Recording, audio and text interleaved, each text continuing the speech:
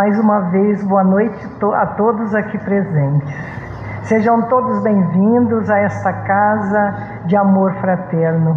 Então, nós também vamos cumprimentando nesse momento todos aqueles que nos acompanham de seus lares através do Facebook da casa. Fora da caridade não há salvação.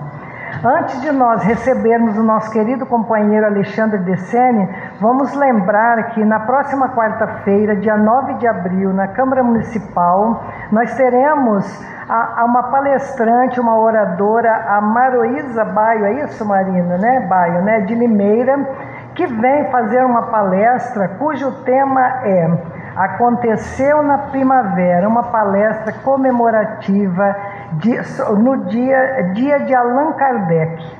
Então nós, da doutrina espírita, sabemos não só da doutrina espírita, mas o quanto significa para nós todos o nosso querido Allan Kardec. Então deixo aqui o convite a todos vocês e também todos aqueles que nos acompanham de seus lares para estarmos juntos nesse dia, nesse momento também, não só de comemoração, mas também de aprendizado.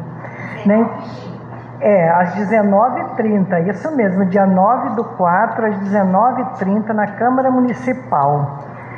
Bom, então, neste momento, como já anunciamos, teremos o nosso querido companheiro, já amigo, trabalhador dessa casa, que muito nos honra com sua presença, sempre arruma um jeitinho na sua agenda para estar conosco. É o nosso querido amigo Alexandre Decene. E hoje ele traz como tema de sua palestra, Guarda a Paciência. Seja bem-vindo.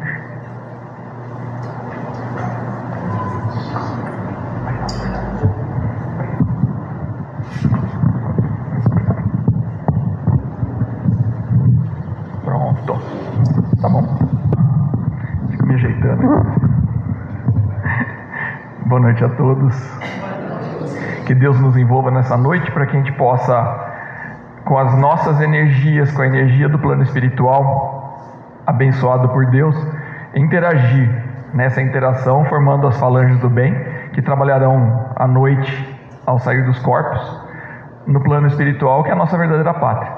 E que possamos, dessa forma, cada um dando o melhor de si nesses ambientes, para que nós possamos vir exercitando aquilo pelo qual nós viemos, que cada qual veio com as suas próprias missões, que são aprendizados de milênios, milênios que nós carregamos por trás de nós, e que nessa interação nossos laços de simpatia se fortaleçam, e que nessa simpatia nós possamos encontrar em nós fiéis trabalhadores, acima de todos os sentimentos mais mundanos desse planeta.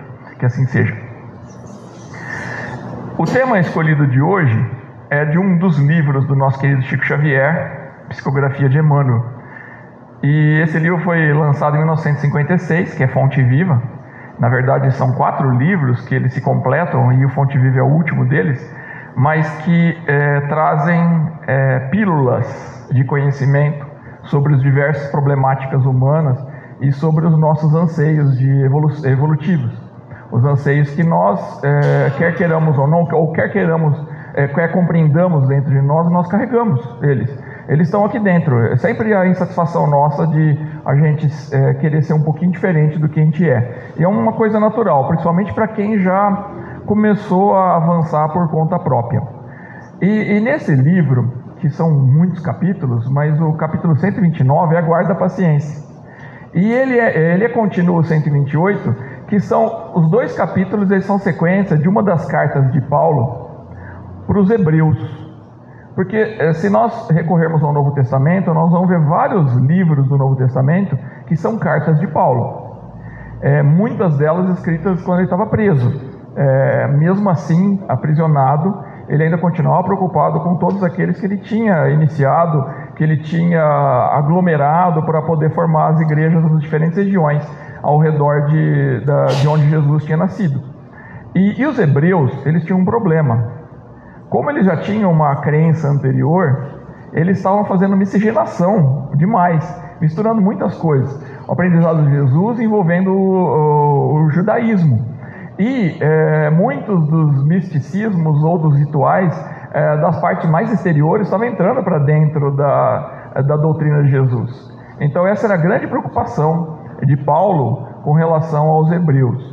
E esses dois capítulos, esses dois versículos, que é o capítulo que nós estamos falando, é o capítulo 10 de Carta a Hebreus, os versículos 35 e 36, que é o nosso assunto de hoje, eles fazem uma exortação que serviria para nós hoje nos dias atuais. Aliás, nunca foi tão atual. O primeiro, que não é o tema da nossa palestra hoje, e que está em 35, ele fala: não se afaste da confiança, não se livre da confiança, porque a recompensa é muito alta para quem persiste nela. E isso esse ensinamento, ele é bastante importante para os nossos dias atuais, porque a gente vê o mal triunfando constantemente. Parece que quem é mal ou quem pratica o mal se dá bem. Parece que quem persiste nesses caminhos, quem é o espertalhão, quem prejudica os outros, é o que conquista as coisas na terra. E quando você vai vendo isso, e você começa a se projetar na situação atual, vendo o que está acontecendo com o outro, muitas das pessoas, isso acontece com a maior parte, elas acabam perdendo a confiança. Elas saem do caminho proposto. Essa era uma preocupação que Paulo tinha com os hebreus, porque já desde aquela época, o mal prevalecia, parecia que o mal estava sempre triunfante. Mas é bom a gente lembrar que todos que praticaram o mal, seja usurpando, seja tirando o pão do próximo, qualquer tipo de mal que fizeram, o que eles receberam depois foi só um túmulo frio. Não continuaram os pensamentos deles para a posteridade. Entretanto, todos que praticaram, que mantiveram a confiança, que continuaram persistentes no bem, eles são lembrados. Veja o cristianismo, há quanto tempo que ele já foi divulgado, começado, iniciado, e até hoje ele está latente. Foi motivo de um monte de confusão também entre os homens, porque o humano, com o pior defeito deles, né, de todos os humanos, que é o orgulho, ele acaba querendo trazer para si grande parte das coisas. Veja que nem nós, dentro do Espiritismo, nós somos livres disso. Quantas facções ou seitas, ou grupos espíritas que surgem de uma desavença, e que aquele que começou o novo centro dele, ele pratica algo que não é condizente, ou que não tem nada a ver com a Federação Espírita, que não tem nada a ver nem com o cristianismo, e que ele acaba, por orgulho, querendo criar o próprio centro dele, porque ele não se submete a trabalhar nas ordens de outras pessoas. Esse é o grande mal da humanidade, e Paulo, preocupadíssimo com os hebreus, já alertava: o maior mal da humanidade, acima do egoísmo, é o orgulho. Mas, na sequência, capítulo 10, versículo 36, ele começa assim: guarda a paciência, continue com a paciência, porque depois de atender a vontade de Deus, aí você pode ir atrás das promessas. Quer dizer, nós temos que seguir o nosso caminho retilíneo. O Espiritismo é uma bênção para nós. Estava falando hoje aqui no início, né, do Allan Kardec, a Glória falando, que a gente admira ele bastante, a gente não idolatra, porque não existe idolatria dentro do Espiritismo. Às vezes a gente tem essas idolatrias por pessoas, por entidades, mas não é o que o Espiritismo prega.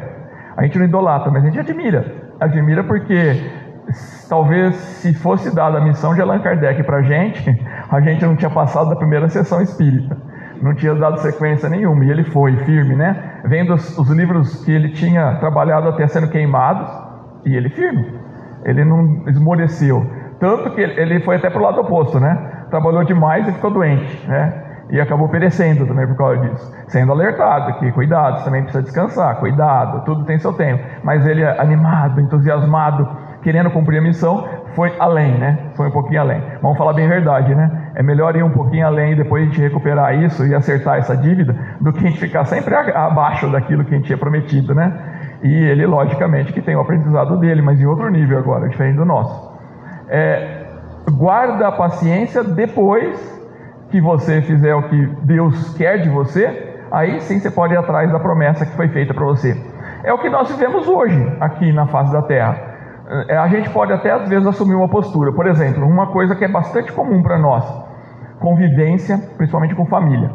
Quem se torna espírita e começa a frequentar e estudar, já das primeiras coisas que vem focado na vida dele a família é o núcleo principal. Os maiores problemas que nós temos estão concentrados ali, porque Deus, sabendo que essa proximidade poderia gerar o amor, é ali que nós temos que esforçar mais. Porque por mais que eu não tenha, às vezes eu não tenho ódios grandes ali na família, mas eu tenho arestas. São problemas que eu carrego lá do passado que ainda tenho que resolver. E se eu vou voltando muito no passado, eu vou vendo dívidas graves lá atrás. E que hoje nós estamos aqui ainda acertando essas arestas. E quando ele se torna espírita, esse é um mantra pra gente, né? Ele fica constante, família em primeiro lugar, família em primeiro lugar. Pode vir trabalhar no centro? Pode, mas não faça do centro espírita uma fuga. Não faça do centro espírita uma fuga da família. Porque às vezes a gente não quer ficar lá e se enfia num centro espírita, fica trabalhando manhã, tarde e noite, e todos os dias só para não ver a fuça de ninguém lá de casa, né? E é porque a gente não quer. E esse é o nosso principal compromisso. Afinal de contas, a gente está aqui dentro com o nosso trabalho, com o aprendizado no estudo, justamente para poder levar para lá. E agora, se eu não estou lá, como é que eu vou conseguir resolver esse problema? Veja que grande parte da humanidade, muitas pessoas da humanidade se isolaram, os ermitões, né? Ou se isolaram em mosteiros, em conventos. Se isolaram, às vezes com uma falsa ideia de que vou servir mais próximo, estar mais próximo de Deus, mas que, se a gente parar a pensar, todos os compromissos com as dívidas e os compromissos que a gente tinha com as outras pessoas, eu não vou cumprir nenhuma, porque eu me isolei. Agora, o que é fácil? Como é que eu consigo ser tolerante? Estando com as pessoas ou estando longe delas? Estando longe delas não tem nada para ser tolerante, eu não tenho que respeitar ninguém, porque eu não vejo ninguém, todo dia só eu mesmo. Eu vou tolerar o quê? Vou respeitar o quê? Opinião alheia. Aqui que tem opinião alheia não tem? Só estou eu e a lagartixa que aparece de vez em quando lá. Não existe opinião alheia. Então, assim, como que eu vou evoluir se eu me afastei? Então, assim, para o espírita já vem o primeiro sininho, né? Família. Cumprir a vontade de Deus. Eu vou ter que me acertar com a minha família. Então, esse é um dos sacrifícios e dos compromissos nossos. Mas não tem só família. A gente tem o nosso trabalho que a gente executa aqui. Afinal de contas, a gente veio se preparando para esse momento que nós estamos agora, nós viemos preparando há milênios. Mesmo sem a nossa vontade, tudo que nós temos hoje de habilidades começou lá atrás. A gente sempre fala isso aqui e nunca é demais repetir. O maledicente, o fofoqueiro, lá do passado, conforme ele vai evoluindo, ele começa a se perceber uma pessoa que tem que modificar, ele vai se tornar um excelente psicólogo no futuro.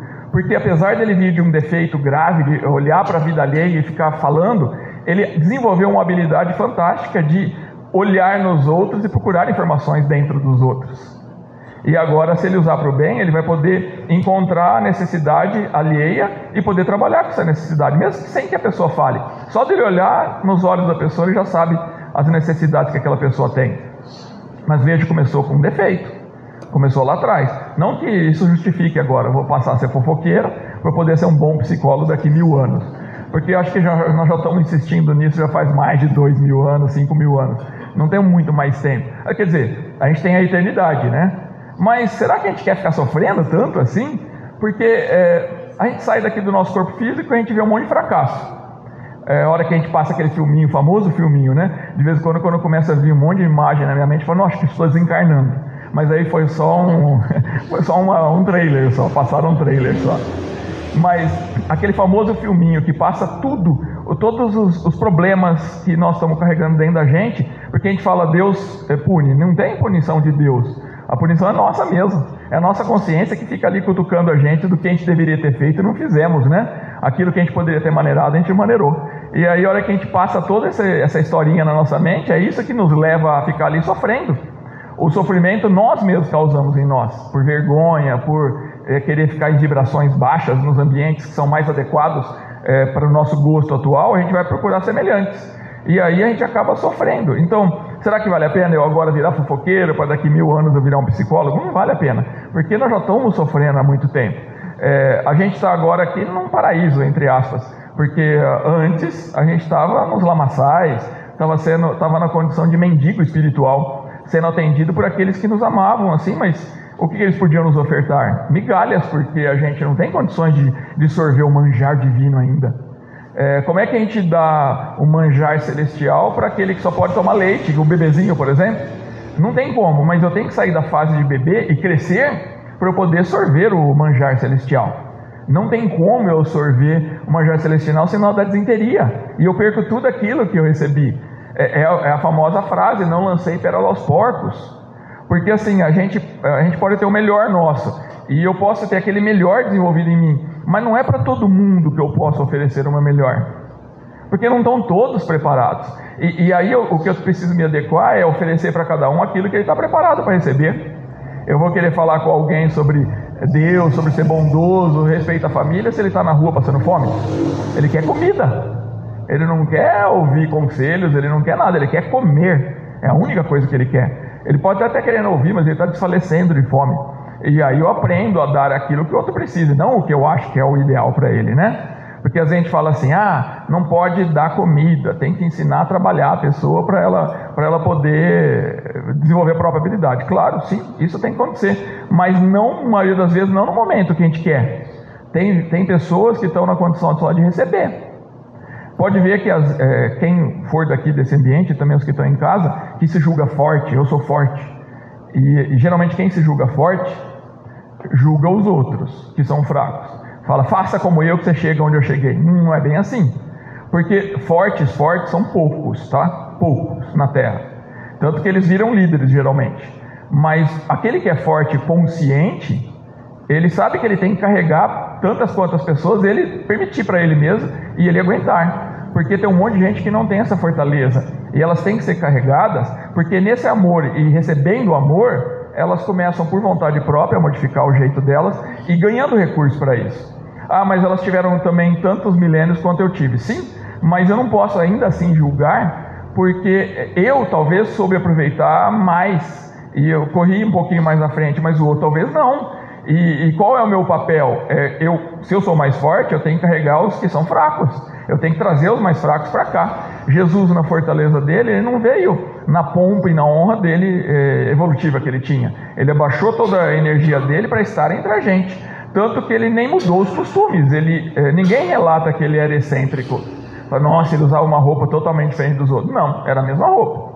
Ninguém fala que ele tinha hábitos extravagantes. Não, os hábitos dele todos eram iguais. Até comer, ele comia, ele precisava comer? Claro que não, nem precisava. Ele tem total domínio de absorver substâncias da natureza e se alimentar, mas ele não fez isso. É lógico que ele não comia como a gente. Ninguém ouve falar que ele comeu até ficar estufado. Nenhuma vez a gente escutou isso. Muito pelo contrário, os discípulos várias vezes falavam, mestre, o senhor precisa comer, que é o caso da visita no poço da Samaritana. O senhor precisa comer, nós estamos muito tempo sem comer. Mas aí ele fala do alimento espiritual, né? Ele fala da fonte, né? A fonte que nunca secaria. E ele não precisava de alimentar, mas ele alimentava porque ele não queria chocar nada. Mas algumas coisas que era hipócrita, assim, né? Como sábado, guardar o sábado. Por quê? Se minha vaca vai para o brejo, literalmente, e ela vai morrer lá, eu não vou poder ir lá porque é sábado. Eu não posso salvar minha vaca? Não, a vaca foi para o brejo e foi. A vida, ela muda alguma coisa? O coração para de bater no sábado? Não, ele continua batendo. Se eu tiver que ir para o hospital, tem que correr para o hospital. Eu não tenho muita opção. Então, para nós espíritas, a gente sabe muito bem o que é que Deus quer da gente, começando na família, depois profissão, que são o que a gente vai contribuir com a Terra, é a nossa missão também. Mas não podemos esquecer que antes dos dois tem o autoaprimoramento. Antes dos dois, porque amar ao próximo com a si mesmo é uma condição.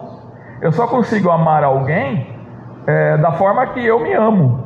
Se eu não me amo, como eu vou amar alguém? Eu não tenho jeito. É por isso que isso acontece com muitas pessoas. Ou a gente passa muito tempo sozinho, ou a vida inteira. Tem gente que reencarna para estar sempre sozinho, ou a maior parte do tempo sozinho.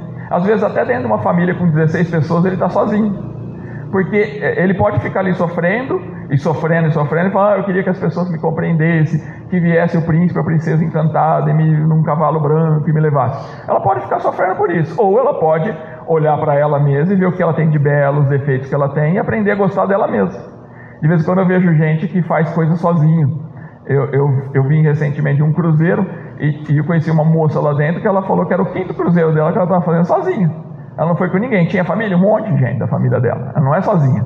Mas ela falou, não, eu pego uma vez por ano e eu faço uma viagem sozinha, porque eu quero me conhecer. Tem gente que faz caminhada na Exalc, por exemplo, com fone de ouvido, escutando música. Tem gente que faz sem fone de ouvido, para ela poder escutar a própria mente dela, com sons externos que remetem a lembranças, porque Deus, na sua sabedoria, sempre embute cheirinho que faz a gente lembrar de alguma coisa boa ou de uma coisa que eu preciso repensar, sempre uma imagem. A vida inteira nossa é cheia de coincidências o tempo todo.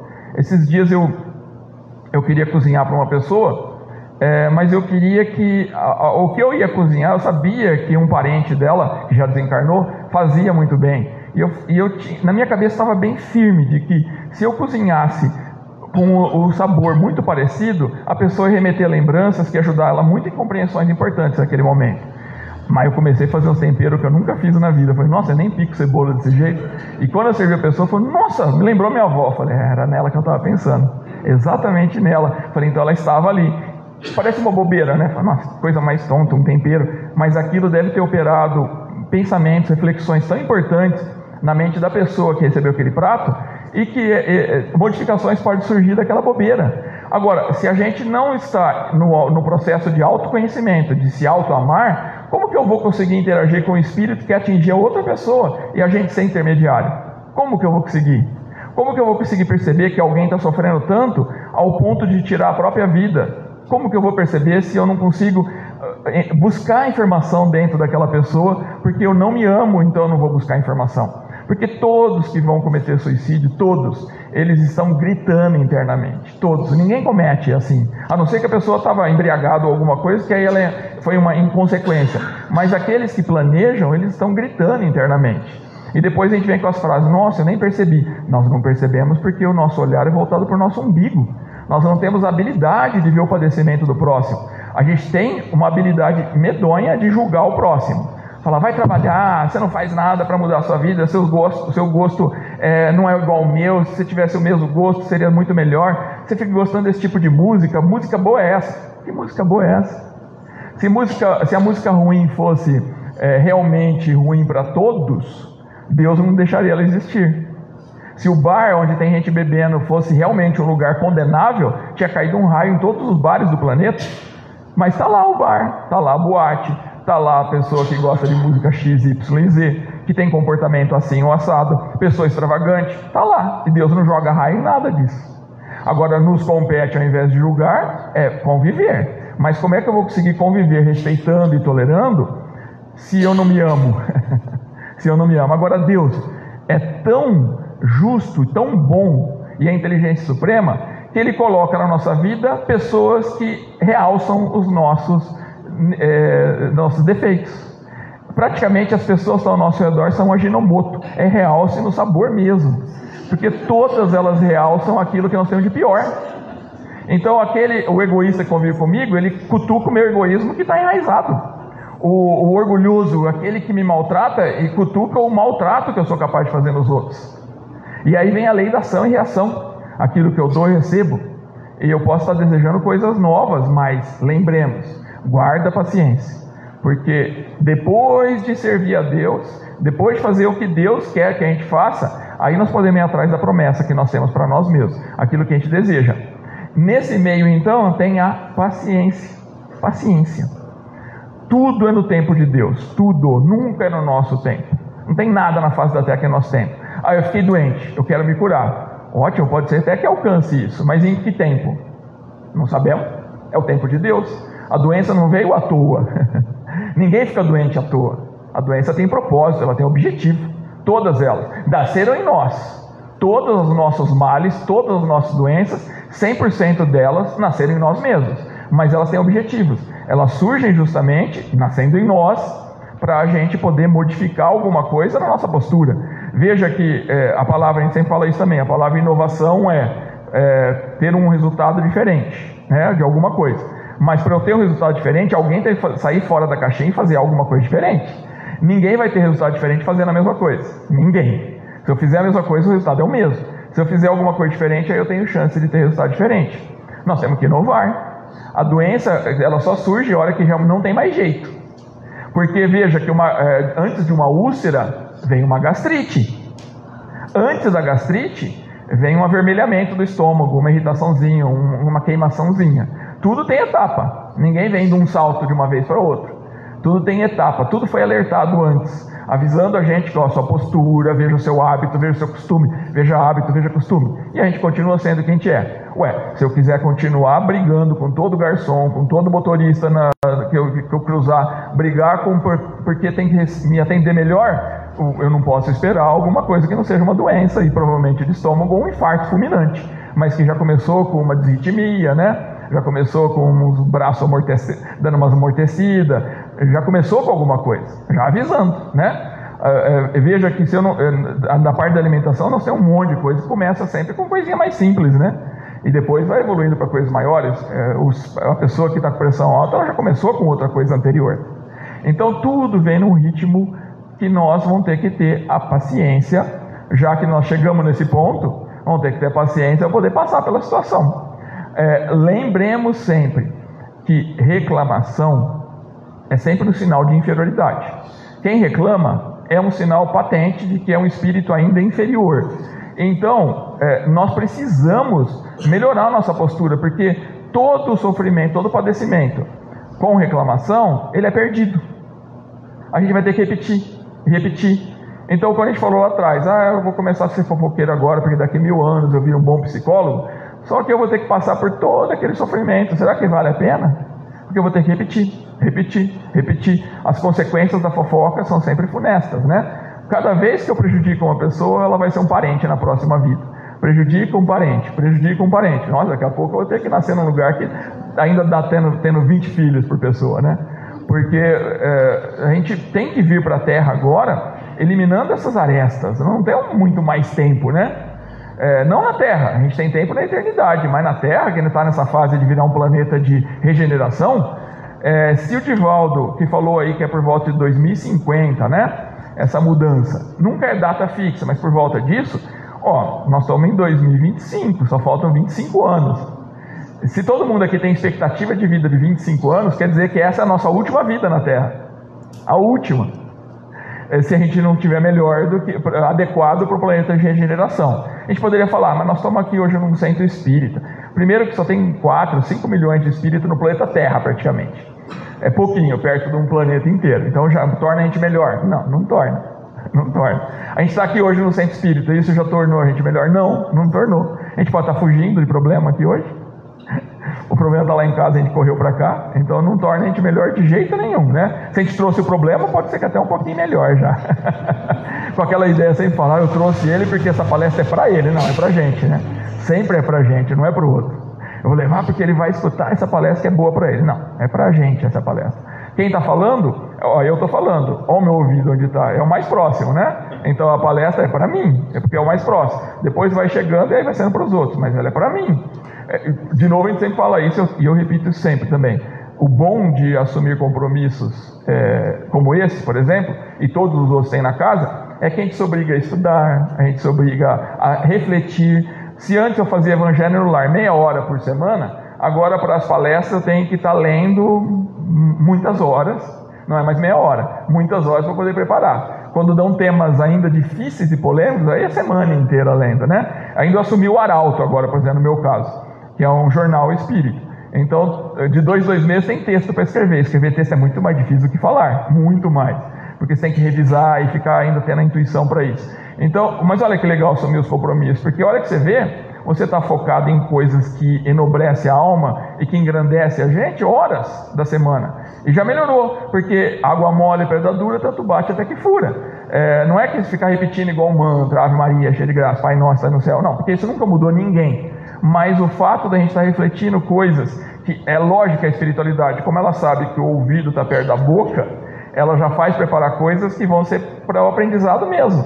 E de repente você vai falar, nossa, eu nunca tinha pensado nisso. E aí você vai fazer a apresentação ou qualquer atividade e você está aplicando aquilo no blá blá blá, que vai imantando a sua alma aos poucos, né? Porque afinal de contas a gente tem que guardar a paciência para a gente esperar tudo acontecer. A gente pode estar desejando já há um tempão que o príncipe ou a princesa encantada cheguem. Pode estar desejando, mas lembre, às vezes a nossa experiência é de passar pelo autoconhecimento. E como é que eu vou me autoconhecer se eu fico dedicando a minha vida a outra pessoa naquele egoísmo que normalmente é um egoísmo, né? Egoísmo infundado, porque eu passo a fazer coisas só que o outro gosta, eu já não mais ligo do que eu gosto. E isso não é amor, isso é falta de amor. Como Jesus disse, é sim quando é sim, é não quando é não. A pessoa que fica falando muito sim, sim, sim, sim, chega um dia que ela não aguenta, e aí ela desenvolve tumores. Os tumores vêm muito disso também, né? Então, não adianta, a gente vai ter que entrar nos relacionamentos amando a gente, e dentro do que nós somos capazes de oferecer, eu vou oferecer para o outro. Se o outro gosta daquilo, ótimo. Agora, me moldar para poder conquistar o outro é insustentável. Não conheço ninguém que conseguiu isso. Todos que se modificaram para conquistar uma pessoa, casou, depois o casamento foi destruído. Porque não tem como você levar para sempre. Chega uma hora e fala, agora eu quero receber. Mas a pessoa só recebia, ela nunca teve que dar nada. Por que agora você quer que ela dê? Você casou com um brucutu que não trazia flor, agora você quer flor? Nunca vai ter flor. Ele nunca trouxe, nem sabe o que é isso. Se apresentar flor, ele come. Então não tem o porquê de querer modificação da pessoa que nunca teve. Então assim, às vezes a gente vai ter que ter a paciência para esperar. E nessa espera não é ficar indo de segunda a domingo num barzinho para procurar a pessoa amada. Porque quanto mais procura, menos a gente acha, ou se acha errado. É para estar ali curtindo a gente mesmo e estando nos ambientes. Uma hora, no ambiente menos inesperado, você vai encontrar a pessoa que partilha da mesma ideia. E pronto, agora eu estou partilhando da mesma ideia da outra pessoa, pelo menos num quesito. As outras coisas a gente resolve. Apertar a pasta no meio, sempre tem um jeitinho, né? Só pôr um ferro no meio que ninguém aperta essa pasta no meio. E sempre tem um jeitinho. Quantas das vezes também a gente está vivendo numa família onde a gente é desvalorizado. E desvalorizado por pessoas que a gente tem que dar o respeito, inclusive. Mas é aquelas coisas dos mil nadas. Nós temos que estar aqui na Terra experimentando tudo aquilo que está ao nosso redor, procurando dentro da gente o que nos satisfaz, e experimentando, praticando o nosso compromisso. Às vezes no próprio local de trabalho, nós não temos ali dentro o respeito que a gente deveria ter. As pessoas até às vezes são cruéis com a gente. Se eu não consigo sair daquele local ainda, eu ainda preciso continuar exercendo as minhas atividades, no máximo meu, além do dever. Porque quem exerce abaixo do dever, criou dívida. Quem exerce no dever, não está fazendo nada demais. É dever. É igual quando o filho chega e fala, mãe, tirei 10. Nada mais que obrigação, era o que esperava mesmo que tirasse 10. Agora eu estou fazendo inglês à tarde, opa, isso é além da obrigação. Esse sim é além do dever. Agora tira 10 era um dever. Você tinha que tirar. Era sua, você só está fazendo isso. É isso que você tinha que fazer mesmo. Agora inglês à tarde, está fazendo um balé, está fazendo um esporte, isso é além do dever. E nós, dentro da nossa profissão, a gente tem que fazer além do dever. Ah, mas é puxa-saquismo. Não tem nada a ver. Tem nada a ver. A gente está fazendo isso por nós. E a gente normalmente não tem direcionamento. Às vezes a gente está fazendo isso por uma pessoa que está trabalhando junto com a gente, ajudando ela no trabalho dela. Não é para o chefe, não é para quem está sendo vistoriando a gente. É para as pessoas que estão ao redor. Eu tenho um rapaz que trabalhava na minha empresa, que eu vendi, e que nós deixamos ele num posto uma vez, até outro carro chegar a pegar ele. E isso foi 1 hora. Quando a gente chegou lá com outro carro buscar, ele estava lá ajudando os frentistas a lavar os caminhões.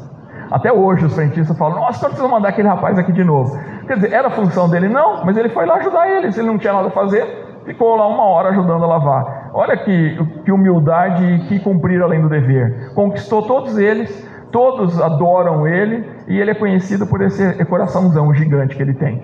Nós temos um grande exemplo de cumprir dever e ter paciência na nossa história, que é a Joana de Cusa. Se a gente recorrer a ela, quando ela teve a oportunidade, ela foi conversar com Jesus. Ela era casada, ainda não tinha filho, mas depois teve. E ela ficou maravilhada com Jesus, e ela teve uma oportunidade que ela pôde conversar com ele. E ela falou, mestre, eu quero largar tudo, inclusive família, e eu quero ser uma discípula sua, eu quero te seguir. E ele adverte ela de que o compromisso dela era com o esposo, que ela precisaria estar com o esposo. Ela poderia seguir Jesus, se dedicando a todo o trabalho que ela precisaria executar naquele ambiente. Mas ela falou, mas ele não comunga das minhas ideias minhas, pelo contrário, ele é totalmente oposto ao cristianismo, ao que o senhor prega, e é um adversário, inclusive. Mesmo assim, ele falou, quem está na margem e quem está no meio do rio caudaloso, quem que é mais fácil estender a mão? O que está lá no meio ou quem tem a margem? Você está à margem, então você pode estender a mão para ele. Considera ele como um filho, não pense mais ele como um esposo, mas trate ele como um filho seu e siga. A frase final para ela: vá, filha, ser fiel. E ela adotou isso para a vida dela mesma. Teve um filho que foi inclusive o Divaldo Pereira Franco, né? Nessa vida anterior. E o marido acabou, como ele jogava nos dois times, tanto de um quanto de outro, ele acabou sendo traído, perdeu tudo que tinha, morreu num ódio mortal. E ela, com o filho, naquela época a mulher não podia ficar com o dinheiro, sempre os outros que pegavam, e ela foi acabar sendo uma doméstica nas galeras romanas. E aí nós estamos lá no ano 60 e pouquinho, 63 depois de Cristo, e está ela num circo romano, amarrada, e o filho dela amarrado do lado, e a fogueira já pronta para ser acendida, e todo mundo gritando: abjura, abjura, abjura, quer dizer, renega Jesus. E ela não submete a isso, porque ela foi uma cristã e manteve o cristianismo dentro dela. Se ela negasse Jesus naquele momento, quem venceria eram os outros, e o cristianismo correria risco de não existir até hoje, né? E ela não, e aí chega uma hora que o filho dela fala: mãe, nega Jesus. Se você não é capaz de fazer isso por ele, faça por mim, que sou seu filho. Não vê que a gente se perdeu? E ela, nessa hora, é a única hora que ela chora, que até então ela estava firme, só que era o filho dela, né? E acho que para qualquer um de nós, quando um filho nosso está passando por um sofrimento, é a hora que a gente renuncia tudo. É a hora que a gente renuncia até os propósitos mais elevados. Mas Jesus mesmo tinha falado para a gente, né? Aquele colocar pai, mãe, esposo, esposa, filho acima de Deus, não merece ele mesmo. Não é digno de seguir o caminho dele. Porque, na verdade, realmente é isso que acontece.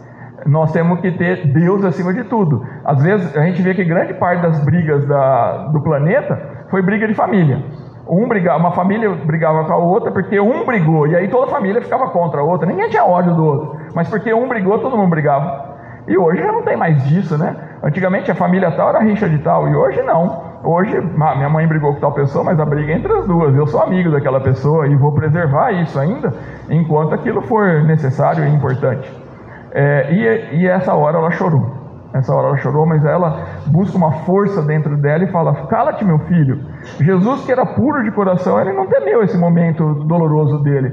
Nós temos que aprender a sofrer nas horas dolorosas, que era a hora que eles tinham que aprender a sofrer. E nessa hora bota fogo nas fogueiras, né? E o filho pegando fogo, e ela também começou a pegar fogo. E aí o carrasco, aquele que tinha colocado fogo, ele fala: o seu mestre te ensinou a morrer, só a morrer? Ela falou: não só a morrer, mas também a te amar.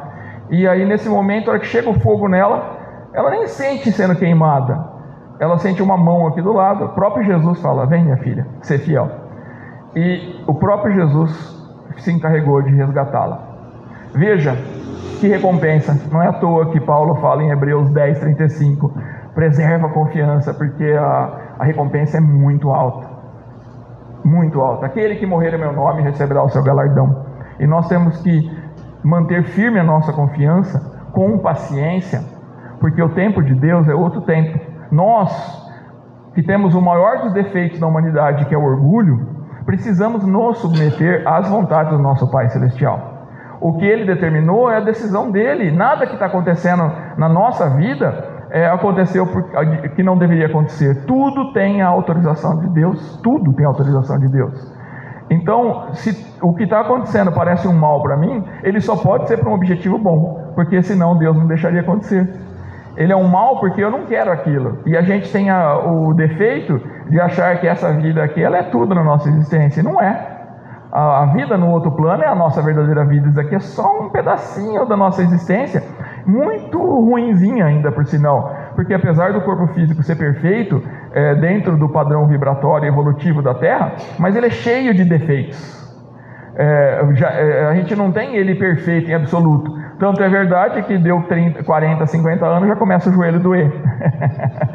Então a gente já não pode esperar muito mais de 50 de estar na plenitude, né?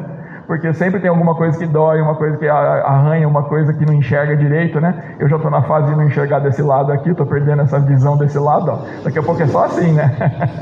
E depois é só aqui, né? Mas nós temos que aprender com paciência a respeitar os tempos. Que Deus nos envolva no seu amor, que é gigantesco, e que nesse envolvimento nós possamos enxergar qual a nossa missão aqui na Terra, o que nós temos para cumprir, e cumprir com alegria como os verdadeiros cristãos naquela época, que cantavam mesmo no sofrimento máximo, na nossa visão, que era a morte. E que consigamos com isso ser fiéis a Deus. Que assim seja. Que assim seja.